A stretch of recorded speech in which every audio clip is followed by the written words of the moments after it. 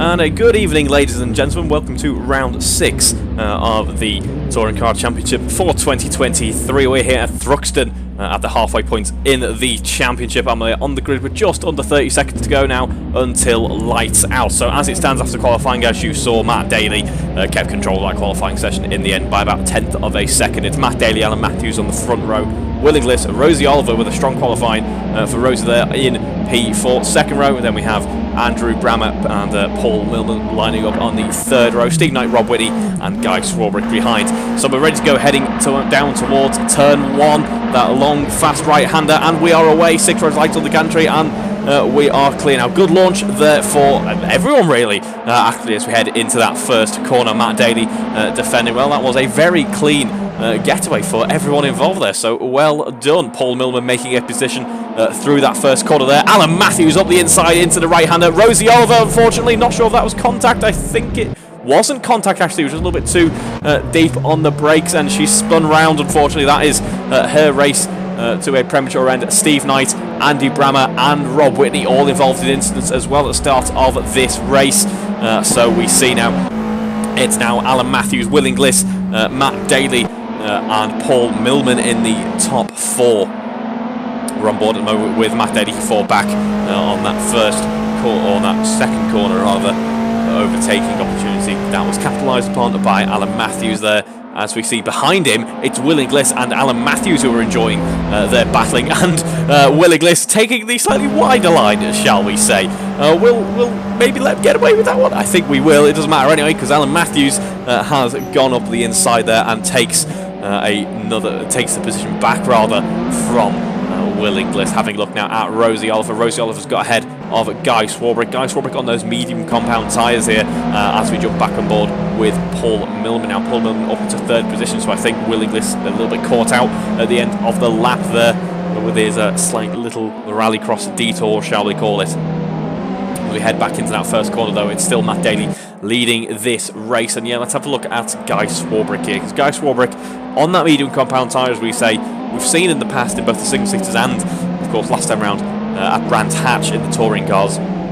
The medium compound tyre potentially not the optimum tyre. The super soft also not the optimum tyre, but that nice soft or slick tyre is just what you want to be running really in this series, in these cars. And so interesting to see Guy deciding that the medium is going to be best later on into the race. He will lose out a little bit of pace at the start of the race, as we've seen so far, but he should, if he is correct and the tyre wear is completely dropping off, he should claw it back later on. That windscreen, I imagine, certainly not helping matters to go back on board with Will Inglis. He's got ahead of Paul Millman as we head now into the final braking zone of the lap. Of course, you have the left-right switch back to that chicane through to the start-finish straight once again, which we've seen on a couple of occasions. It'll be a few seasons back now, in the 75s, I believe, where just cutting that chicane a little bit too tightly sees you in the tyre barrier and pretty much completely and well and truly out of this race. It's quite a speed to make contact with that barrier. It maybe was the GTA 1750s, not quite sure. Either way, something that the drivers this evening don't want to replicate. Thruxton is an interesting track. It's one of your typical British circuits. It's not quite the tight and twisty that we're used to, but it's clearly, you know, kind of a little bit more airfield inspired, shall we say. It's long sweeping bends, reminiscent a bit of some parts of Goodwood, some parts of Silverstone even. So the drivers may be punished for trying to push the cars a bit too hard into the corners by long swaths of grass that they will have ample opportunities to jump back on track with. So it should make for a slightly different style of racing here this evening, which is always good. A little bit of changes to go back aboard with Alan Matthews here. He's heading now, following, or trying to follow at least, Matt Daly is able to do so. Clearly the driver's deciding that the quickest line is over those sausage curves. I'm not sure that the suspension or the top mounts, and I'm sure Rosie's going to be particularly wary of top mounts at this point in time. She should have to mend her road going me. So with the same issue, I'm not sure that the top mounts will be thanking you for bouncing over those sausage curves, but luckily these cars will get mended in the very quick interval for the next race. So yeah, Guy Swarbrick, as you see, drops back a couple of positions further as well. I don't think that medium compound tyre is helping helping him out all that much. I could, of course, be completely wrong, but then again, according to Alex Smith, Reeves' word's always right no matter what. Reeves' word is final. That's not perhaps advice I would necessarily follow. I've been proven wrong many a time, and hopefully, for Guy Swarbrick's sake at least, tonight will be another example of that. As we head towards the end of the lap once again, there's no real corners to negotiate before we have the long right hand, well, not even the long right hand, before we have the right-hander through the chicane onto that start-finish straight once again. There's no real corners to negotiate for these drivers here, and we now have that chicane. A puff of smoke on lockup is, I suspect, going to be a theme of the evening, as you've got a high amount of derating to make sure that you do before you go through that chicane. One of the fastest parts, if not the fastest part of the track, following immediately into arguably the slowest, or at least second slowest part of the lap. It certainly is a lot to ask of the tyres and the brakes. In fact, this track is overall, I imagine, setup-wise, these cars will be more slicker in operation, shall we say, a little bit less wing on either side. You could potentially, if you wanted to make the car really pointy, put a bit of front wing in and then just have no rear wing at all. I'm not quite sure what the setup is here, but I imagine it'll be something along those lines. If you do that, you might have plenty of front end, which will help through these high-speed corners, but you will be compromised in terms of the fact that the car will just be on a knife edge. So it's the type of setup that I like. Then again, I'm not a fast racing driver, that's why I'm talking about it and not taking part in it. So that'll be one to ask the drivers, I imagine. As we see, it's still Matt Daly leading Alan Matthews here, but Alan Matthews is giving it absolutely everything. There's half a second separating them in terms of their times at the moment. He's predicted a 14.4. That will be close to his fastest lap of the race so far. Not quite there though. Meanwhile, Matt Daly on that last lap was a 14.5. So they are matching each other in terms of pace, are Alan Matthews and Matt Daly. So we're going to have a decent fight for the lead going on here, which I'm very much looking forward to.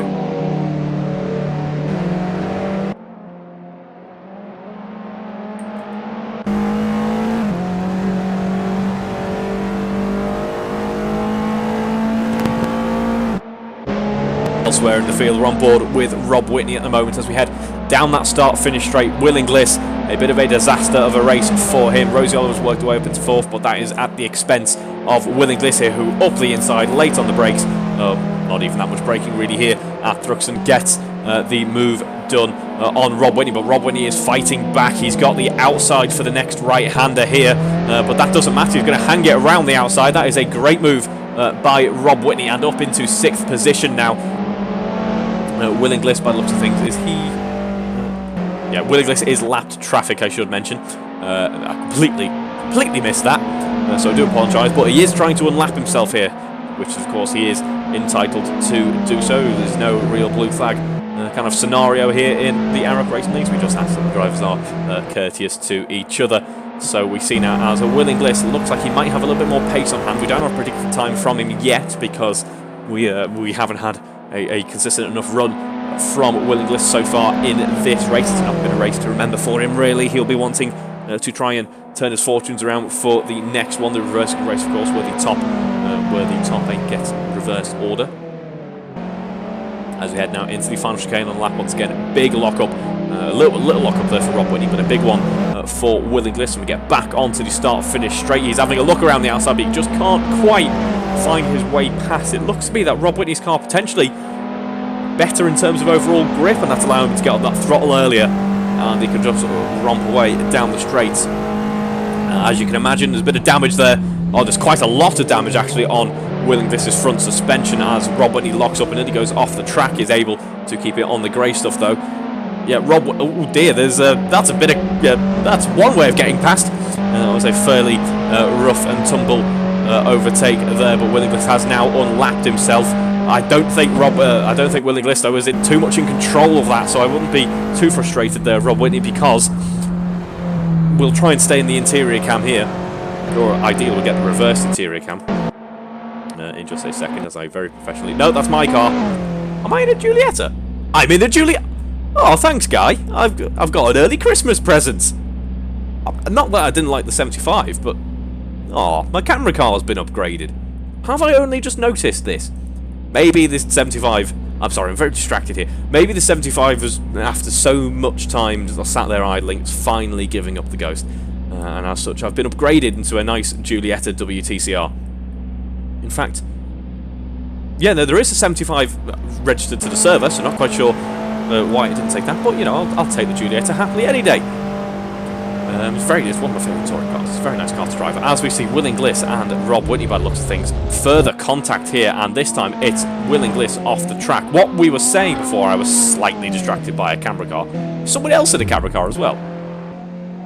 That guy Swarbrick in a camera car? No, it's not. It's just his usual livery. Anyway, Will Inglis retiring from this race by the looks of things, and Steve Knight having troubles of his own. He is able to get back underway down the start, finish straight. But I fear for Will Inglis that this will be it for his race, and he's so frustrated he's actually gone to an airfield. He's going to fly straight out as we go back on board with Matt Daly and Alan Matthews here, battling for the lead of the race, of course. Yeah, I was going to say before his eventual retirement, you could see heading into the braking zones, he was turning right while putting in left on the steering wheel, so I think the suspension in that Giulietta was pretty much toast. He didn't have too much control of it and has decided to take himself out of the race, which is a shame, but you can always recoup and try again in the next race. As Matt Daly and Alan Matthews making contact here as we continue on this battle. We're heading now into the final part of the lap. In fact, we're in the final part of the lap, into that final sector. It's a deceptively long lap here. It's about 1 minute 40. It doesn't feel like it's going to be 1 minute 14 because the speeds are so high. Either way, Alan Matthews up the inside here, gets a nose out in front. There may have been a slight bit of contact. There was a slight bit of contact heading into the chicane. Matt Daly under braking wins out though. There's puff of smoke on lockup from Alan Matthews, bouncing over the sausage curb. They both go, and it's still Matt Daly in the lead of this race. Some very elbows out racing here at Thruxton this evening, but just looking at that track diagram, would you expect anything less? I certainly wouldn't, and it's a great fun to be a part of as we see half a second still separating these two cars. These are the two closest cars on track at this point in time, and Matt Daly a little bit compromised heading through the right-hander there. Has that lost him a lot of time? I thought it would have, but Alan Matthews doesn't seem to be able to keep up at this point in time.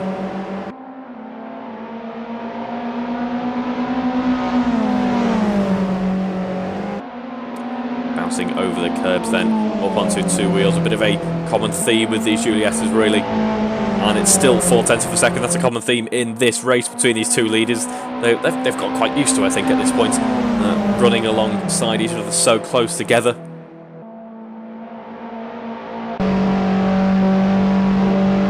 And it's a track like this that really does push a front-wheel drive style touring car to its absolute limits. You're asking a lot of the front tyres. It's got to manage putting the power down, the brakes, and the majority of the braking, all of the cornering, and putting the power down as well. It's a lot to ask of a simple front axle, and this track really will be pushing these cars to their limit.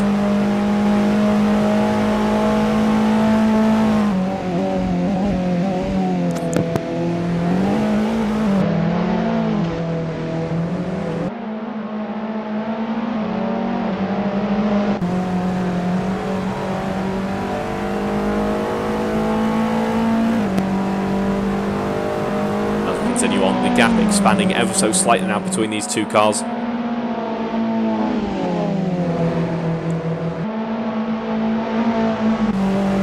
we head now down through village and church, we're heading through the village to the church. Lots of British circuits do tend to share some very similar names. I mean, we're jumping now onto Brooklands, which you can apply to numerous bits of racing tarmac in this country. Before we head now into that club chicane, Guy Swarbrick is just ahead. He'll be the next car. He'll be the next lap traffic that these cars need to negotiate.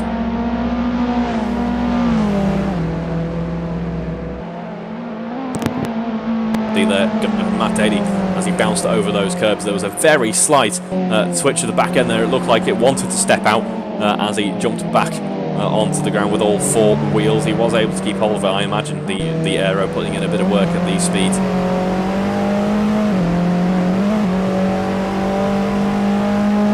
And we're not seeing what looks to be. We are past the halfway point in this race, but it isn't looking like the tyres are completely shot just yet. It'll be in the next few minutes where we'll see as Alan Matthews tries a bit of a lunge here. Does it work?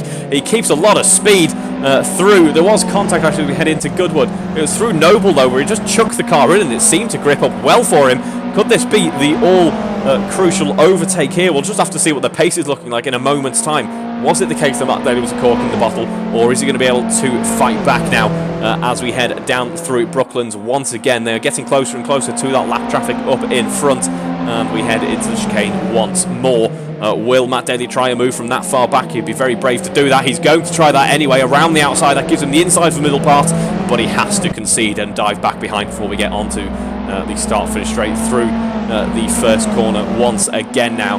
Alan Matthews, though, seems to be in control of this one for the time being. By that, of course, I mean 7/10 of a second, which is a decent margin for these two drivers at this point in time. Lap traffic, will that play influence in this battle? Oh, no, it doesn't look like it does. Guy Swarbrick very kindly and courteously getting out of the way there, allowing both cars through at the same time. That doesn't compromise their race in any way, shape or form, which is what we like to see.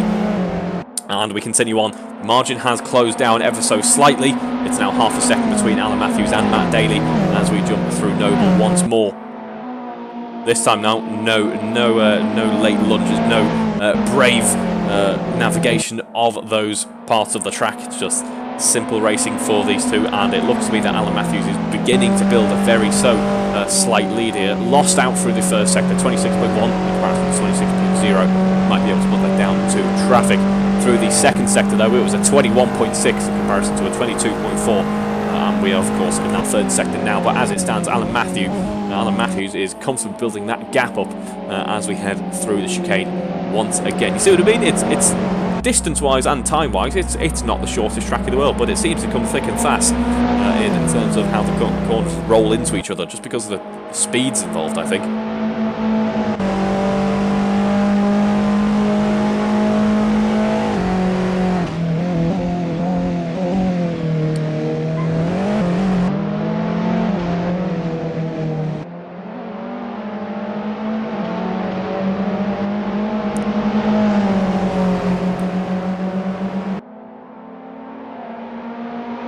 As we see, Matt Daly on this lap was actually able to claw it a little bit back towards Alan Matthews, and what does that suggest? Well, it could just be down to this particular lap, because when I say there's a gap between them, it was 1/10 of a second.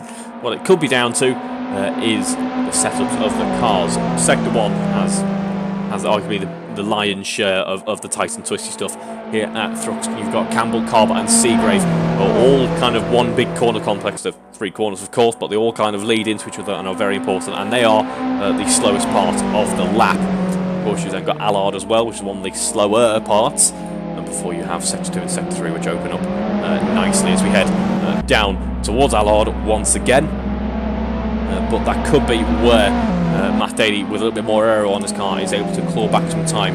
And as we see through the higher speed stuff, he's losing out. 21.6 in comparison to a 21.9, and then a 28.4, matching a 28.4. So they're very close together indeed, are Alan Matthews and Matt Daly, but they're trading blows in some parts of the track. We've got just over 5 minutes to go in this race now, and the times are starting to tumble. We're not seeing too much evidence of the tyres dropping off just yet. We're still in the mid 1-minute 14s. Of course, the best being 1-minute 14.2, so I think the tyres are holding up. What does that mean? Well, the likes of Guy Swarbrick may want to think about jumping back onto that soft compound tyre, as the times will begin to improve as the fuel load becomes pretty much negligible at this stage in the race. It may, of course, not be the case. It could just be Guy's driving style. I know I can speak from experience. I have a very, I would say, aggressive driving style, but my driving style doesn't lend itself well to tyre durability, shall we say. I will polish off a set of tyres quite quickly if given the opportunity to. And it could also be setup as well. If he's running a very unloaded setup, if there's no aero on the car, if there's maybe quite aggressive cambers or pressure setups, something like that, that will wear out the tyres. So you may see benefit from jumping onto that medium compound. Predicted though at this point in time, of course, it will change. We're only a couple of corners in. We'll see Alan Matthews leading this race. He is the fastest. he is the fastest man on track, has been for quite some time in this race now. 14.2 is about 0.3 faster than Matt Daly. Yes, we're expecting maybe a 14.0 towards the end of this race if he plays his cards right, if the tyres just about hold on long enough. It's possible though that the fastest stage of the race, kind of about 3 or 4, maybe 5 minutes ago, was somewhat troubled for him by the fact that he was busy battling Matt Daly. And of course these two, while they are arguably some of the fastest drivers on the track, along with the likes of Will Inglis, of course they were battling each other for so long they'll be taking time out from each other. Not only that, they'll be wearing out their tyres as they do that as well. So the pace potential from the cars maybe not quite as high as they could be, but I'm not complaining because that means we get some great racing action. 15 laps into this race now, about to be 16. And the gaps. So at no point in this race really have Matt Daly and Alan Matthews been more than a second apart from each other. They've been inseparable in this race. It's very nice to see. They've been running along very nicely indeed.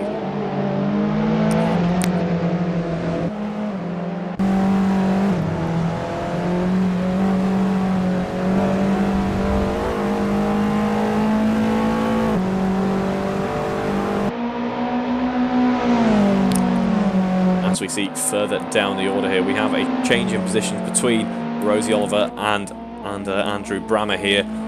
Not sure what that was owing to, but unfortunately for Rosie Oliver, she had a great qualifying. Started high up the order and has actually been able to recover quite well up into 5th position here, but the race, of course, not starting the way that she would have wanted. That big spin as well will take some life out of the tyres, knock the confidence as well. She could have been a little bit higher perhaps in the standings here this evening at Thruxton, so we'll just have to wait for that reverse grid race. She will, of course, be quite high up as that comes around, so I'm sure she's more focused on that now. As we get back onto that start-finish straight now, 7 tenths of a second separating Alan Matthews and Matt Daly. And somebody we haven't talked about at all in this race really is Paul Millman. It's not, while he is an ever-improving and quick driver, it's not often, not too often, or not often enough, shall we say, that we get to see Paul Millman on the podium. He's currently on for a podium at this point in time. He has 18 seconds to the cars behind and about half minutes to the cars up in front. He's just been one of those drivers that we've been seeing quite regularly now in this series. Each race there seems to be at least 1 or 2 drivers that just has a nice no complaints given, no major dramas in the race, just is able to plod along and set laps, and that has been Paul Millman in this instance. It's been Paul Millman up in the podium scoring positions. Driven a very nice race. He's struggling with the car, as you can see a little bit there, the front axle not wanting to give him too much in the ways of grip, but he should be able to manage that pace and come home with a decent haul of points, and we'll have a quick look at the points tally now. As it stands, it is Matt Daly who leads the championship tally, so it's going to be very interesting indeed for our front runners here as we head into race 2. It's 93 points with just 7 points behind, a very crucial number of course, and Matthews 86 points, so that battle should be continuing on. It was a bit of a shame for Will Inglis's championship charge here. He lost out big time and has now got 83 points to his name, but of course won't be gaining too much in this race if he is classified. Then we have Jack Hodson, 52 points to his name, unfortunately not here this evening. Barry Clayton, again, unfortunately not here this evening. Likewise, Andy Craker. Then we have Rosie Oliver, of course, 30 points to her name at this point in time, but should take some decent points away and jump up to around the P6 point in the championship. But this battle between Alan Matthews and Matt Daly is continuing on once again. It looked like for a second that Alan Matthews was able to break away a little bit from Matt Daly, but that has been completely undone now. Half a second separating Alan Matthews and Matt Daly as we head into the later part of the lap once again.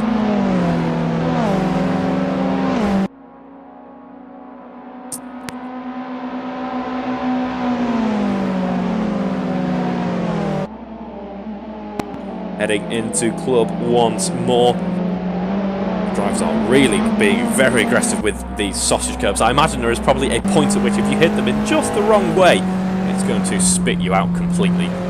Luckily though, it doesn't seem like any of the drivers have found that so far this evening. Or at least not that we've seen.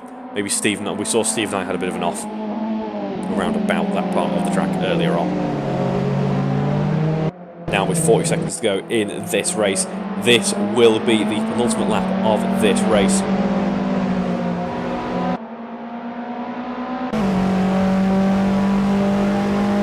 So Alan Matthews has still not quite got himself in the clear just yet, half a second between him and Matt Daly, and we're now starting to see those tyres dropping off. Look at that. We haven't seen him have to put that much front axle in for the entire race. So timed, I'd say, fairly well when you're given how much battling he was having to take part, how much he was having to push to keep up with Matt Daly.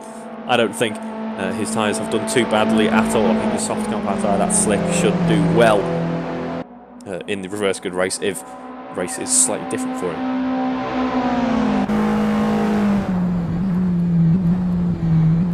And we are, of course, on the penultimate lap of this race. Now the timer has hit 0, not quite on that final lap just yet, though. Oh dear, as we have a little bit of lag there, apologies for that one. We now start the final lap of this race. It's still Alan Matthews in the lead, but you do have to question, will he be able to maintain it on this lap? Because we have Matt Daly just behind. He's still about half a second behind. He's not quite bumper to bumper with him just yet, but Alan Matthews seems to be struggling a little bit in that car now. On that last lap, he was ever so slightly quicker, was Matt Daly.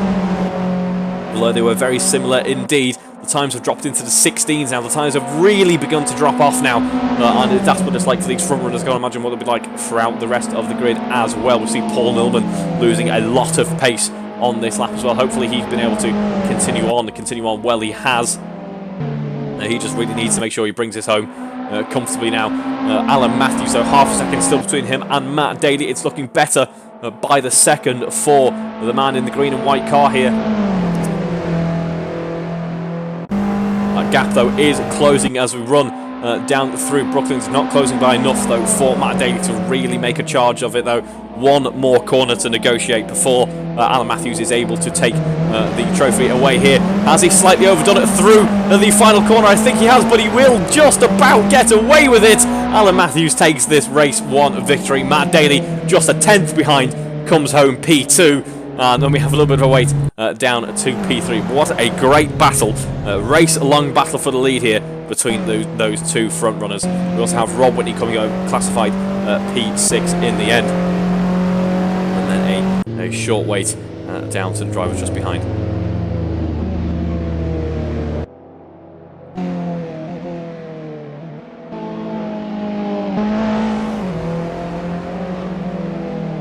Here we have then heading through the club corner. It is Paul Millman who will be coming home to round out the podium and take P3. Congratulations, Paul.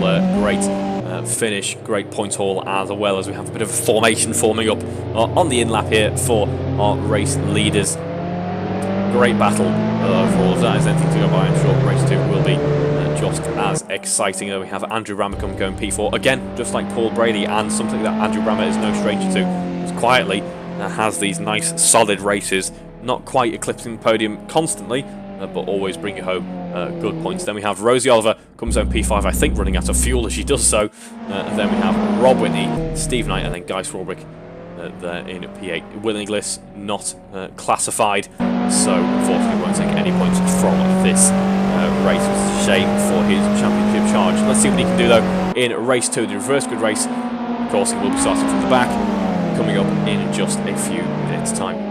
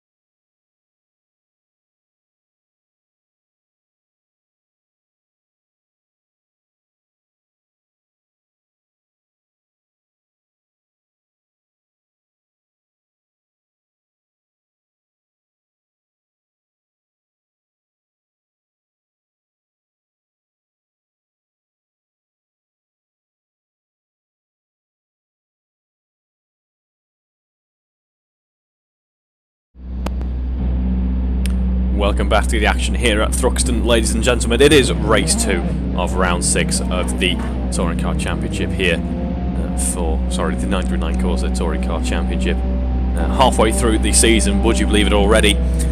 And we're ready at the reverse grid. Just over 30 seconds now, and it's Rob Whitney, Rosie Oliver. It's Steve Knight and Rob Whitney on the front row. Then we have Rosie Oliver, Andy Brammer on row 2, Paul Millman and Matt Daly row 3, Alan Matthews and Guy Swarbrick row 4, and then we have Willingless at the back end of the field. Let's see what he can do with the repaired car. Yeah, that could be very interesting to watch indeed. Looks to be, I believe it's my end, the internet. We've got a bit of lag coming through here, so apologies if that is the case, but get ready now as the revs begin to rise. All of the red lights on the gantry are lit, and we are away now, running down towards that first corner already here. And it's a good launch for Rosie Oliver once again. In fact, she really shines in that launch out of everyone else in the field, up into P2 already, and sees the opportunity from Steve Knight. Says, thank you very much, I'm taking the race of this lead, and it's Rosie Oliver now leading this race. Guy Swarbrick has a big off. That is a big off heading into Campbell there, and that rather puts a bit of a dampener on his race very early on. Willingless, Steve Knight making contact. Willingless dropping back through the order as well. Is he able to carry on? He is, but with a lot of damage. Steve Knight pointing the wrong direction as well. A disastrous start for the bottom 3 here. Meanwhile, Matt Daly is already up into second position in this race. Would you believe it? A fantastic start for him as well. And now you have to wonder if it's going to be a little bit of a case of when, not if. Really, because he's putting the pressure on Rosie now, sees a gap up the inside, says thank you very much, and it's now heading down Brooklands. It's now Matt Daly in lead of this race, done within the first 64 seconds. I make that. That is an almighty effort from Matt Daly there. A big gap down to Alan Matthews as well. Alan Matthews currently comparatively languishing in 5th position as we get back onto that start-finish straight once again. 1.2 seconds between Rosie Oliver and Matt Daly now. Rosie's job here really is to try and not necessarily even keep up with Matt Daly, just make sure that she's keeping a good pace in comparison to those cars behind. Although if she can use Matt Daly as a bit of a reference, bit of a guidance point, that'll be very beneficial to her race. She's got a few cars behind that she can use as a bit of a buffer zone to try and make sure she stays on this on the potential podium scoring position here. As I say, it was an electric start for her, so it's a shame that the lap didn't quite work out in the end, because she seems to really have grips of this car. We'll have a look though, as obviously we get to the end of this lap and start to have an idea of where the pace is settling. Guy Swarbrick clearly not just off his own, his own kind of findings and his own ideas of how the car is driving. Guy Swarbrick, obviously only just listening to what I have to say, of course, has decided to run the soft compounder tyre this time round. So we'll see how this race compares to the previous one, although it did start in a rather similar manner, shall we say. So it's a shame that we're not going to get a full idea of his potential in this race weekend. Back onto the start-finish straight once again. 2.5 seconds between Rosie Oliver and Matt Daly now. Meanwhile, Rob Whitney, I believe, has had a bit of an off through club. There he is able to carry on, but now you get the feeling that he might feel like a bit of a cork in the bottle. Alan Matthews has already been able to get through there, and now he has Andrew Brammer and Paul Millman for company. There goes Andrew Brammer. He was able to seize an opportunity, a gap up the inside, takes it, and is up into P4 now. Rob Whitney dropping back to P5. Hopefully Rob Whitney can get back into a bit of a rhythm, get that pace up once again, because obviously it's difficult to do that after a bit of an impact. But he now has Willingless and Paul Millman for company here. Paul Millman, of course, hoping to at least try and get close to replicating a result like he had in race 1, because that was an impressive feat there, as Rob Whitney, I think, is suffering with some car damage, though, as he does that slight off the circuit there. He was able to jump back on. A little bit of contact with Willingless as he did so, by the looks of things, but has, unfortunately for him, lost a couple of positions and is down into P7. A bit of a disaster lap for Rob Whitney there. Let's have a look at Willingless now. He's still ahead of Paul Millman, rather, and now has Andy Brammer his next target as we head through the chicane there, back onto the start-finish straight, as we saw Andrew locking up there as he did so. This is, I mean, anything's better than what race 1 was for winning this. So, you know, most improved award, I think, so far going to Will. So you're welcome for that one. You can add that one to the trophy cabinet here in this race weekend. Just needs to get ahead of Andrew Bramble to try and be in with a shout of the podium here. Rosie Oliver is about 4.5 seconds off the lead of this race, and is being closed up on by Alan Matthews. Alan Matthews currently setting purple sectors, I should mention, 25.1 through the first sector by about 0.3 of a second. That was the fastest we've seen on this particular lap and in this race so far. He doesn't hold the fastest lap so far. That accolade goes to Matt Daly with a 14.3, Alan Matthews with a 14.4. Rosie Oliver, meanwhile, is in the 15s range at this point in time. So again, maybe it might not be P2 that Rosie's looking at, but she might be thinking, you know, racecraft-wise, is it better to relinquish P2? Don't want to compromise my race, don't want to ruin my tyres too much. Again, I'll try and do the same thing again, let Alan Matthews past, and then, oh no, she's certainly not letting Alan Matthews pass. Some more elbows out racing here. Alan Matthews, by the looks of things, already potentially struggling for grip. A lot of axle was having to be, a lot of steering was having to be deployed there. He sees, though, an opportunity up the inside there. Well defended by Rosie, though. Positioned the car nicely for the exit of the corner to where he's effectively boxed in. And wasn't going to be able to use all the track to get past. So stays in P3 for the meantime. Does Alan Matthews. Rosie might be wanting to think, you know, if I let him get past, yes, I'll lose a position, but I'm going to be more likely to ensure this podium here. If you look after the tyres and make sure that the pace stays consistent, because of course you lose a substantial amount of time in the midst of battle, as Alan Matthews and Matt Daly can attest to. Heading towards the end of the lap once again, Alan Matthews is really leaning on it now. The car leading through the corners as well. That was about as much tarmac as you want to take up. Now side by side, a little bit more speed in Alan Matthews' hands here. And he nearly boxes it off. They're late on the brakes to both of them. I think Rosie just dives on the brakes earlier. No, she doesn't. In fact, she has, I think, a little bit of an issue with a tyre barrier. Hopefully, for her sake, for her race's sake, she can get back on the track ahead of Will English. She can, but now you begin to question how long is it until Will English is able to put a bit of a charge on now. Not quite in the 14s is Will English, but faster at the moment than Rosie Oliver. In fact, Will English in that last lap was 16.1, whereas Rosie, of course, owing to that issue, was 20.8. Best laps, though, it's a 15.6 for Rosie Oliver and 15.1 for Will English here. So again, Rosie might be in trouble in just a moment's time here, which is a shame. She started this race very nicely indeed, and clearly for qualifying demonstrated she's got good pace. Just I don't think the races have quite gone her way. Of course, race 2 still going much better than race 1 started, shall we say? But you know, maybe I think I imagine we'll get another Rosie Oliver podium soon enough. Although I believe that would be the maiden podium as Rosie Oliver.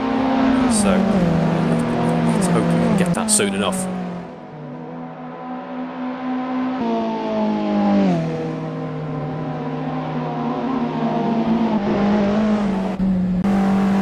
Matt Daly still leading this race now by about 8 seconds. He's clearly had the measure on Alan Matthews in this race at least, and seems to in the championship as well.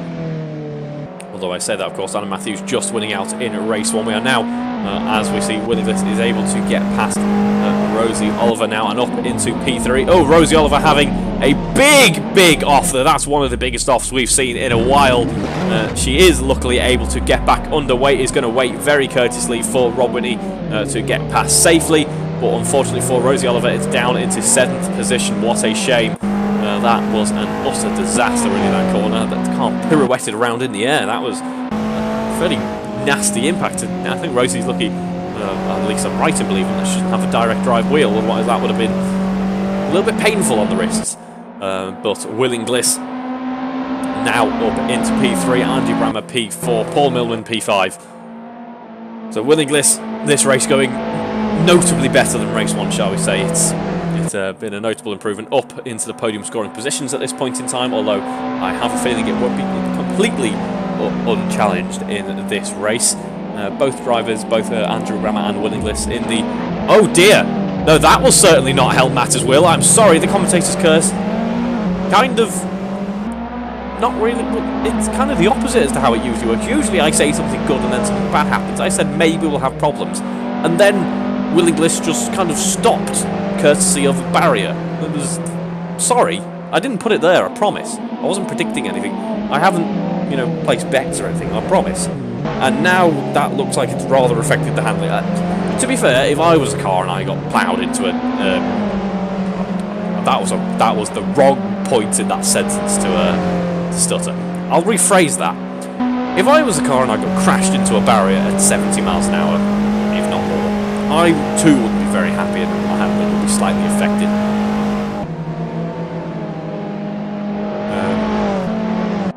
Meanwhile, Andrew Brammer up into P3 now. Almost spooky, really, my prediction there. Alan Matthews has been slowly but surely closing up on Matt Daly over the past few minutes. That gap was around about 8 seconds. It dipped into the 6-second region there through the chicane. Now we're back up to the 7.5 second region. Why? In terms of their pace at the moment, Matt Daly is losing out. Alan Matthews, just as he was in race 1, quickest car in track at this point in time. Not quickest overall, but only by about a tenth. Another reason, we're starting to see some lap traffic now for Matt Daly. That could be hampering him ever so slightly. So this is the phase in the race where if Alan Matthews can afford to, if he's got the pace in the car, he needs to push on a little bit and try and close that gap, try and build that pressure, and start thinking about getting ahead of Matt Daly if he can. It's a big ask at this track, especially at this stage of the race as well, but let's see what he can do.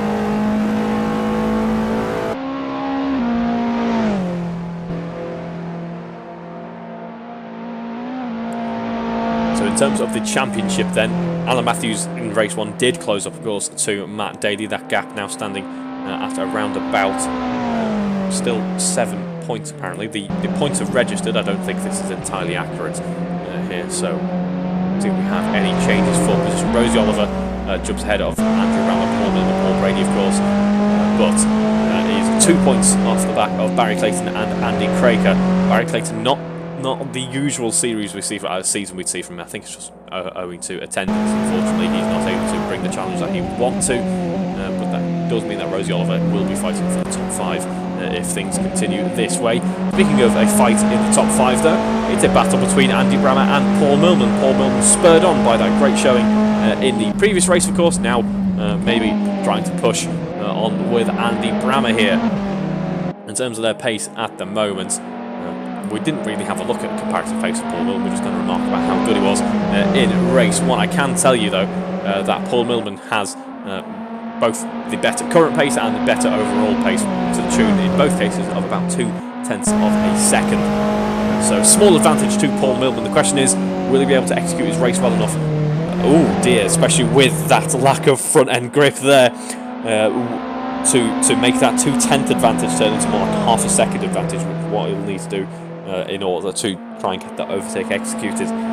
There is a lot though of understeer in Paul Millman's car though, and that is exactly what Andrew Brammer needs at this stage in the race in order to try and fight back from Paul Millman. It'll be a very good race weekend indeed for both of these cars actually, of course. Andrew Brammer taking P4 in the previous race, now on for a P3. The roles have reversed. We're taking turns with P3, so it seems, just like we're currently taking turns with P1 in this race. Of course, Alan Matthews took it in race 1, and now it looks to be that Matt Daly is leading the charge well at this stage. He's got clear of Steve Knight has Alan Matthews, but it's still around about 8 seconds down on Matt Daly.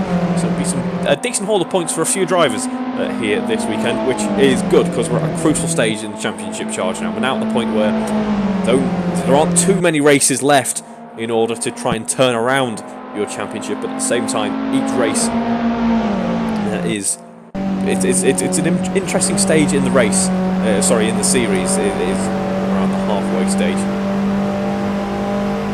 You want to make sure that you've still got good consistency at this point.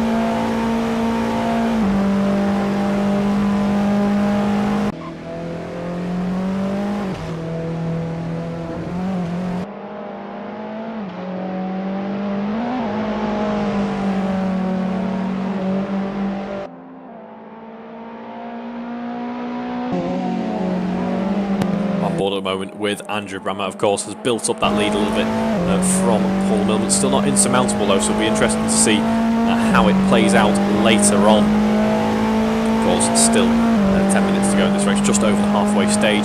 We're looking at around about 20 laps in the previous race, and that's about 11 laps as it stands now. One driver I am curious about is Will Inglis. Of course, a big impact earlier on with that tyre barrier. Just as he was looking like he could be starting to challenge Alan Matthews later in the race if he played his cards right. The pace wasn't quite there, but it wasn't far off. Now he's currently running in P5, and perhaps more worryingly, he's in the 119s. Now, about 5 seconds behind is Rob Whitney in the 18s, just like many of the cars around him. So he'll have to certainly be careful, Will Inglis, if he's got any hope of maintaining that P5 in this race. But a race weekend to forget, really, for Will Inglis.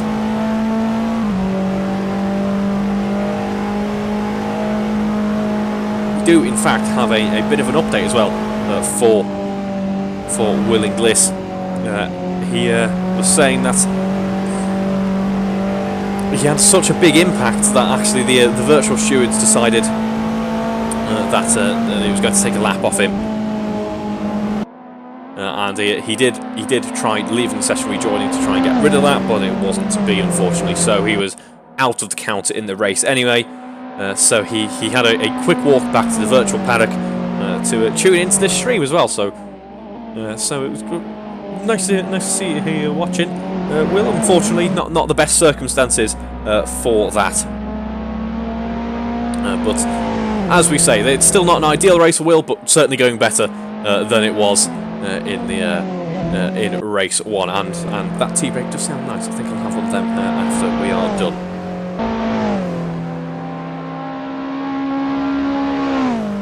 There's Rob Whitney. Will Inglis is nearest challenger at this stage in the race. That gap is closing up to now about 3 seconds.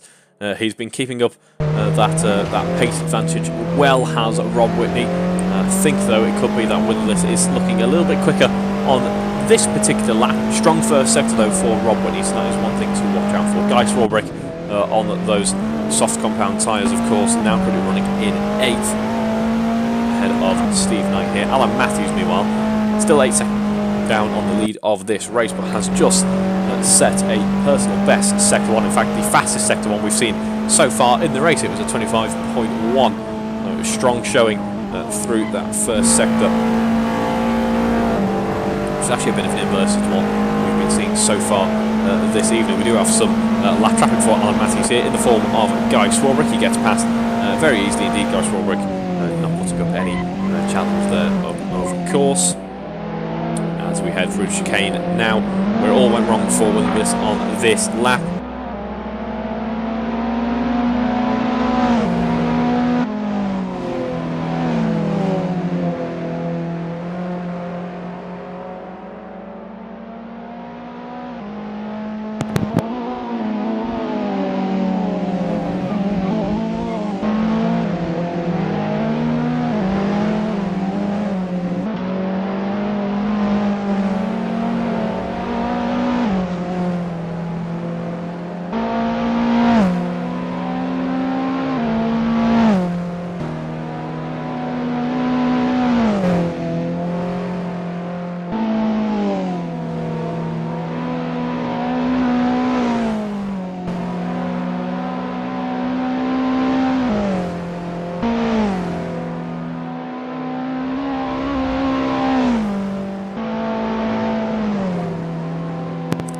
Still, of course, monitoring this gap between Will Inglis and Rob Whitney. Stands now at about 2 seconds. On that previous lap, Rob Whitney 117.7, Will Inglis 118.6.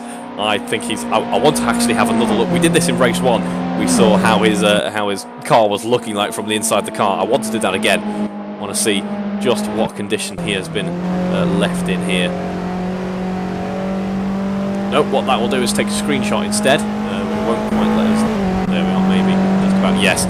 There we are, that's what we were after.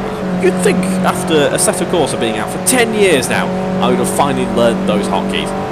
But you can imagine now, you're probably completely not surprised at all. I still don't remember what each of the function keys do. got to grips with F1, that's about it. Probably keen on the sport.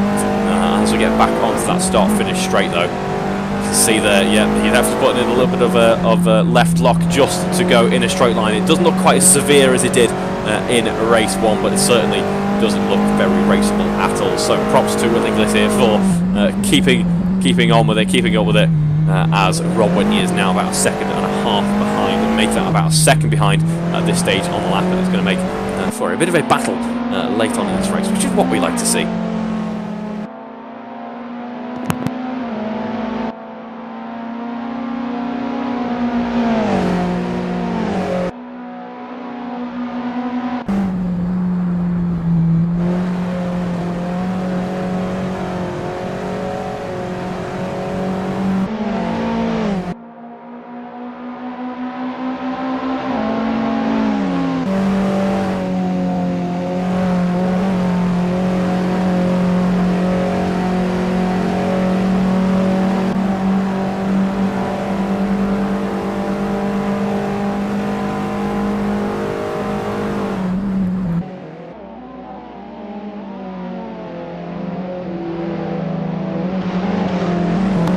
Minutes to go in this race, and this gap stands just 1 second through the club corner. I can't imagine, of all of the corners actually, I imagine that's one of the least confidence inspiring, shall we say, when the car is in this condition.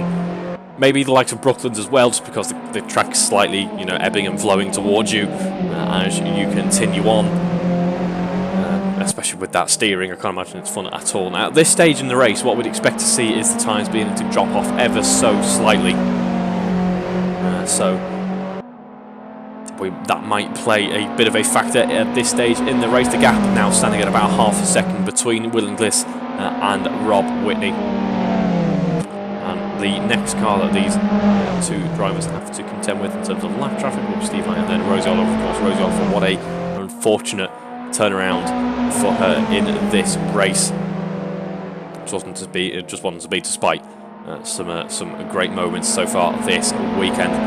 Now Rob Whitney really putting that pressure on Will Inglis as we head later into the lap. Just one big braking zone to go before we start the next lap here, and it is of course the infamous club corner, which is one that Will Inglis, I imagine, isn't the biggest fan of at this stage, nor is his windscreen. Why my windscreen in my car? As we get back onto that start-finish straight once again. 15.1 on this lap for Will Inglis. For Rob Whitney it was, in fact no, ignore me entirely there, it was an 18.6, I don't know where I got 15.1 from, it was of course an 18.6 and an 18.7 for Rob Whitney, so matching each other in terms of pace. And as if you are following along on the timing system, you can do so at aroc.courseservice.com/live-timing. You will see that everyone has all of a sudden dropped off remarkably in terms of their pace. The quickest cars out on track now are I was about to say high 16s, but Alan Matthews has decided that tyre wear doesn't matter to him, and he set a 15.7. Aside from that, everyone is in the 17s, the 18s. So the tyres in the final couple of minutes of this race are really dropping off now, and nearly side by side now for Rob Whitney and Will Inglis. Rob Whitney with a bit more pace underneath him says thank you very much, keeps on going as well, building up that gap, and now maybe he can fight back and Will Inglis in this braking zone. But after that, I would say it was all said and done if he isn't able to do so. 18 laps now for a few drivers so far. And that overtake has been threatened for a number of laps now. Can Will Inglis, so can he respond to that? A little bit more experience in the cockpit of the car, I'd say, for Will Inglis. A little bit more pace underneath him overall. But at this stage, Rob Whitney certainly has the upper hand, has managed this race beautifully, has Rob Whitney, and is up into P5. A good haul of points for him in this championship so far, if he is able to take away P5 here. But Will Inglis, I imagine, is going to try and make it as difficult as possible. We're on though the last 60 seconds before the timer hits 0. As it stands, we might get another lap in. I imagine possibly not though. Actually, no, we should just about get another 2 laps after this one. I'm just following Matt Daly along at the moment, and he's just entered Sector 2. So, in fact, we will not get another 2 laps after this one, and this will be the this will be the penultimate lap of this race, and we'll have to go aboard with Matt Daly in a moment's time to look at him. We haven't looked at him in a little while, but he's led a very good race, again this time round.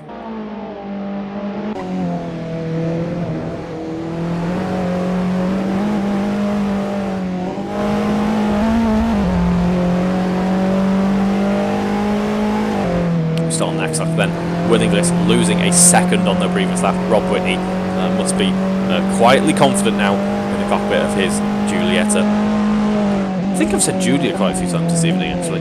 Apologies if I have. Hopefully you knew what I meant. As we now start the final lap of this race with Matt Daly now. So we'll stay on board with him as he heads through the Cobb Corner complex. Try saying that 10 times fast. And it's looking like another traditional Matt Daly victory here. It's been comfortable. He's had no major kind of challenge after getting ahead of Rosie Oliver. After that, it was just plain sailing for him, really. Aside from the odd bit of lap traffic here, he's been rather lonesome out there, I think. 10 seconds ahead of P2, and is now just focused on bringing it home. Much more comfortable than Alan Matthews' victory in race 1, of course.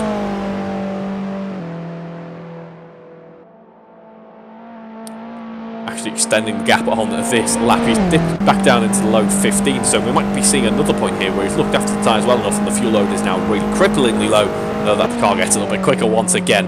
We're not going to get close to the low 14s, so that'll be too much to ask. As we head into the club chicane for one final time this evening, it's Matt Daly who comes out on top and takes the race 2 victory. Congratulations, Matt Daly, for a really strong showing in this race. A great fight in race 1 as well.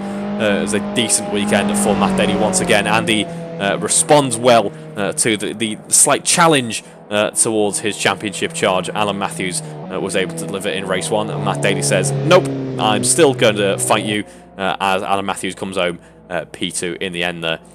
Of course, it certainly wasn't plain sailing early on, plenty of battling, but in the end it was Andrew Rammer who came out on top in the midfield battle here. He gets back onto the throttle and comes home to round out the podium. Congratulations, Andrew, great drive there, and a decent haul of points as well, just beating your P4 in the previous race. Likewise, Paul Millman slightly losing out on his P3 in the previous race, as he's going side by side with Guy through the final corner once more, but still a good haul of points from this race and overall in the weekend as well. Of course, another podium to add to his record. There we have Paul Millman coming home P4, Guy Swarbrick classified P9 there, Rosie Oliver P8, Steve Knight P7. We have Rob Whitney, great late race battle there with Will Inglis, comes home P5 in the end, strong showing and excellent racecraft as well to come home P5, a good haul of points for his troubles.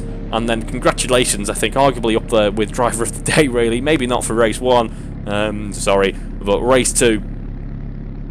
Race 2 was certainly challenging by the looks of things. After that rather abrupt impact he had earlier on, he was able to eventually limp it home in P6 as well, so at least some points for his efforts there. Will Inglis coming home at P6.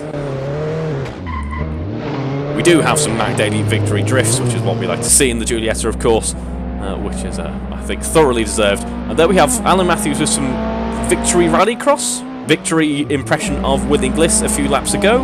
Not sure what that was. Either way, he's got home. That's all that matters in the end. And I hope you've enjoyed watching this evening as much as I've enjoyed commentating. Although I think, no, not going away just yet. We have some donuts. We have some front-wheel drive donuts. So that, I think, will round out this evening's running. I hope you've enjoyed watching as much as I've enjoyed commentating. We'll catch you next week for some more single-seater action. That'll be, of course, at the Circuit of the Americas.